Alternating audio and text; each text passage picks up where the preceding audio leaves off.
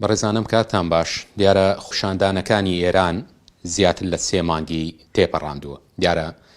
خۆپیشاندانەکان لە دوای مەرگی ژینە ئامینی دەستی پێکرد لە سەرجەم لە بەشێکی زۆر لە شار و شارچەکانی ئێران، سەرەتا لە شارە کوردەکانەوە دەستی پێکرد تا گەشتە تارانی پایتەختی وڵاتی ئێران. دیارە لە ماوەی هەفتەیەکە تا ئێستا 2 کەس لە سێدارە دراوە بە تۆمەتی ئەوەی کە ئەمان دەستیان هەبووە لە نێو خۆپیشاندانەکان و کۆمەڵێک ینی بابەتی دیکەیان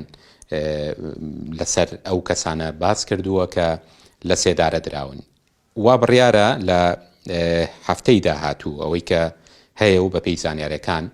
بەدەستی زووم گەشتووە 4 کەسی دیکە یعنی با بڵێن لە سێدارە بدرێت و یاخود ڕێوشوێنێکی دیکە دەگرنە بەر بۆ لە سێدارەدانیان. من نامەوێت پێشەکەم درێژەی پێ بم لەگەڵ خانەوادەی ئەو 4 کەسەدام کە ئەمڕۆ لە شاری سێمانی پێمان باش وەکو زوم گفتوگویەکیان لەگەڵ بکەین و بزانین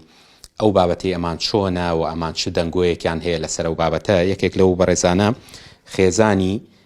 یەکێک لەو کەسانەیە کە بەوتەی خۆیان تۆمەتێکیان خراوە تەپاڵ بۆ ئەوی کە ئەو حکمەی کە هەیە بەسەریانە بسەپێنرێت. خاتون سڵاو بۆ جەنابتان، سپاس بۆ بەڕێزت. دەمێ بزانم هاوسەری جەنابتان کەی دەستگیر کراوە و ئایا ئێوە چیتان بیستووە لەسەری و ئایا بڕیاری لە سێدارەدانی بۆ دەرچووە؟ سڵاو لێوەش بەخێر بێن. لە ئەواخرەکانی مانگی پوشبەر محەممەد فەرامەرزی هاوسەرم لەگەڵ 3 هاوڕێی تریشە چون ئازام کریان بۆ ئورومە بۆ کاری ڕێخستن.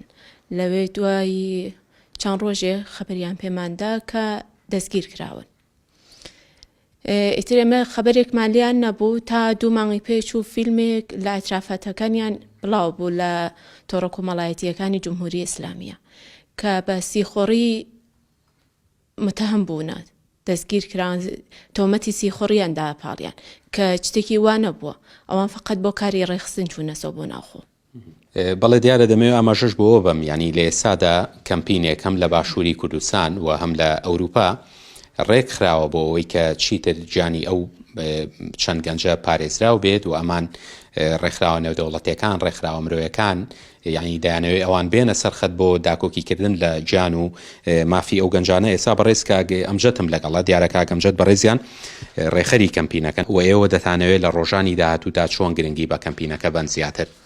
سپاس بوویەوە و سپاس بوو میدیای باشوور کە ئەم ماوە باڵحاڵدەنگی ئەو 4 بەندکراوە سیاسیە بوون.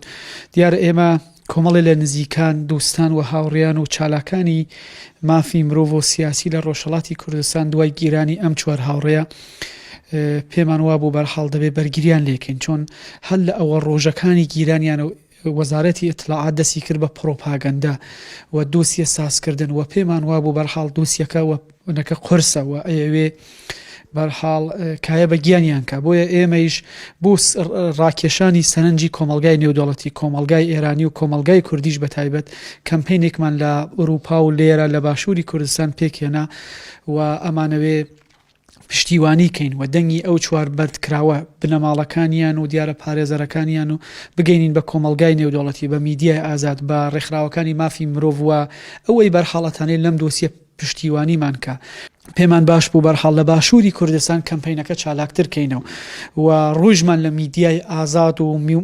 تێکۆشەرانی باشووری کوردستان ئەوەیە هەروەکو چۆن لە ڕابردوو هەموو کات پشتی چالاکانی ڕۆژهەڵاتیان گردووە. دەزانن بوو نمونە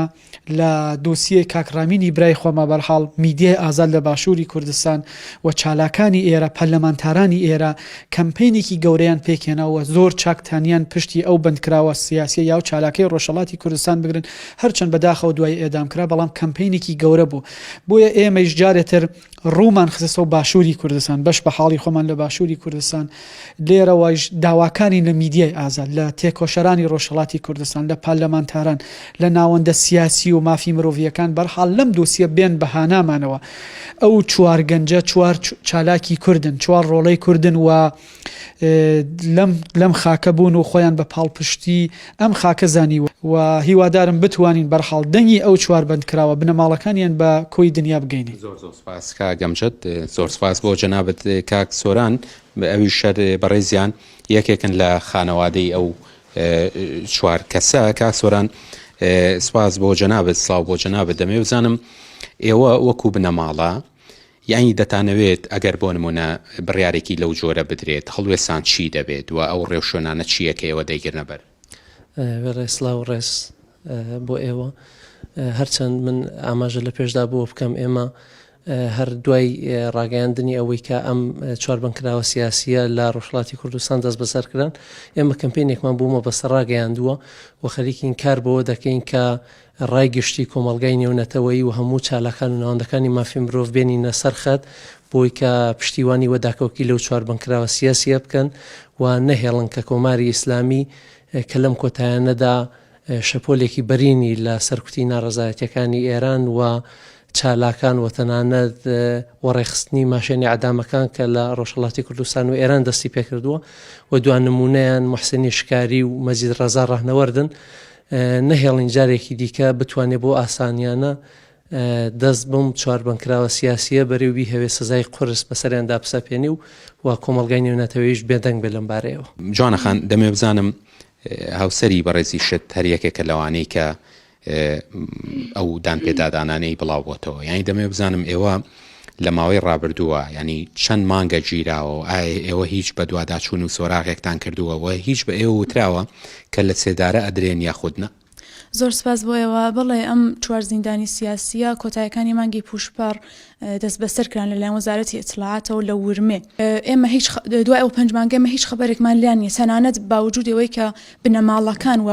وەکیڵی بنەماڵەکان سەردانی شوێنە قەزاییە ئەمنیەکانی شارەکانی کوردستان و بەتایبەت شارەکانی ئێرانیان کردووە بەڵام هیچ جوابێکیان پیان نەداوەتەوە تەنانەت بێڕێزیشیان پێ کردوم بە بنەماڵەکان کە بنەماڵەکان چوون بۆ سۆراغ بەڵێ بڵێ ئەو گرتەیە کە بڵاو بۆتەوە بۆچی پێتان وایە لەم کاتەیە لە کاتێکانی خۆپشاندانەکان ڕۆژ لە دوای ڕۆژ لە ئێران بەرفراوانترەبێ بۆچی لەم کاتەیە بڵاو بۆتەوە ئەتوانێت دوو دلیلی بێ دوو هۆکاری بێ یەکی ئەوەی کە بیەوێ ئەفکاری عمومی خەڵک ئێران بەرە ئەوە ڕابکێشێ کە ئەم چوار زیندانی سیاسیە کە سیخۆڕیان بۆ ئیسرائیل کردووە بەتایبەت ئەندامی کۆمەڵەش بوون نەقشێکیان بۆ لەم خۆپیشاندانەدا یعنی ئەوان دوای ئەو پێش ئەو خۆپیشاندانە نەگیران ئەی هەوێ ئەمە یەک دلیلیە دلیلی تریشی ئەوەیە کە بی هەوێ بەهانەیەک بەدەستیەوە بێ بۆ ئەحکامێکی سنگینیان بۆ سادر بکات ئێوە پەیامتان چییە یعنی دەتانەوێت دەنگی ئێوە بە چۆ بکات من وەکو هاوسەری محسن مەزلوم داواکاریم لە خەڵکی ئازادی خواز ڕێکخراوە مافی مرۆڤیەکان و بەتایبەت کۆمەڵگای نێونەتەوەی کە دەنگی ئەم چوار زیندانیە سیاسیە بن کە نەهێڵن کۆماری ئیسلامی حکمێکی سەنگینیان بۆ سادر بکات. کاک مەولود سڵاو بۆ جەنابەت دەمێ بزانم کاک مەولود ئێوە کە بە هەواڵەکەتان زانی یعنی هەرچەنە خانەوادەکانی دیکە ژاماژەیان بۆ کرد کە بە هەواڵەکەتان زانی هەڵوێستی ئێوە چی بوو وەکو خانەوادە ئێوە توانیتان چی بکەن ئەم فترەی کە ئەوان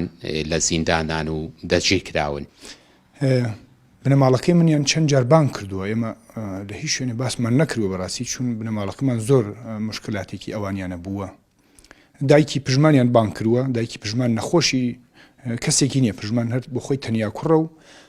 کەسێ تریان نییە و بەس دایکی هەیە